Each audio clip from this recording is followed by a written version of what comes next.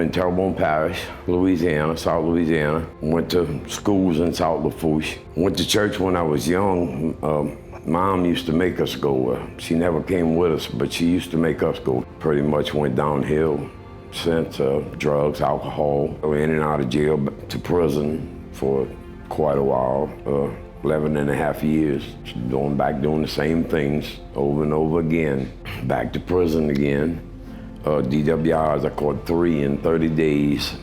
3 of them back to back. They had a field day with that. But by the grace of God, I didn't even know God was in my life then. But apparently he was, because I got a light sentence for that. Left from there, and it wasn't long, a year later, I was back down at the bottom of the ladder again. One night I was sitting where I was living at Canal Street Ferry Landing, and I watched all these guys jump out this van. Mr. David Stepp and his crew. I was drunk that night, and they stopped. They was really kind, man. They prayed. They were with me.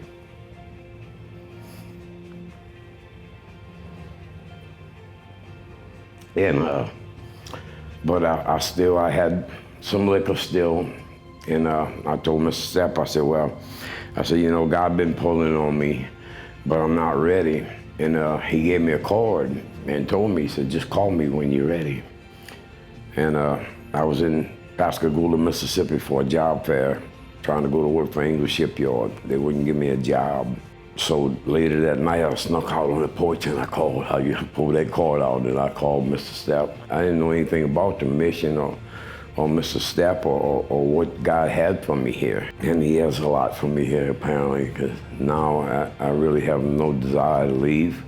When I left from New Orleans to go to GHR,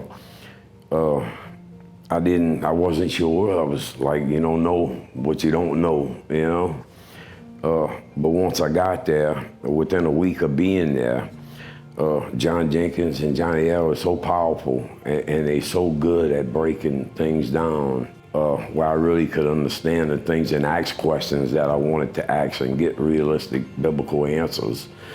You know, before I left GHR, I called home for the first time. I hadn't talked to anybody in my family in quite a while. And I'm on the phone with her for about 5 minutes, and I hear the phone click.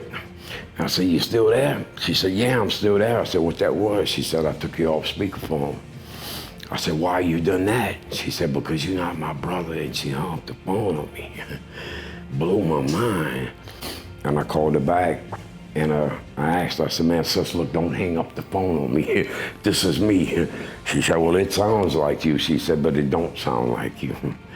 I said, well, look, just let me talk to you for a little while.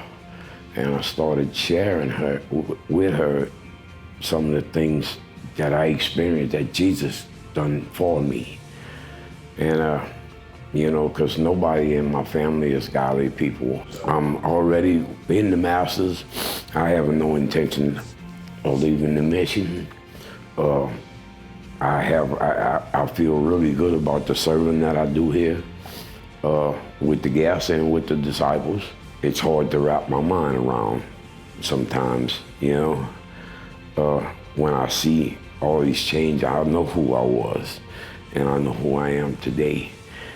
And it's so different. It's just unreal. The love that I have for people now that I never had ever before, you know. It's just powerful. It's the best word I can use to describe it. Extremely powerful. Thank you, Lord. That's so powerful.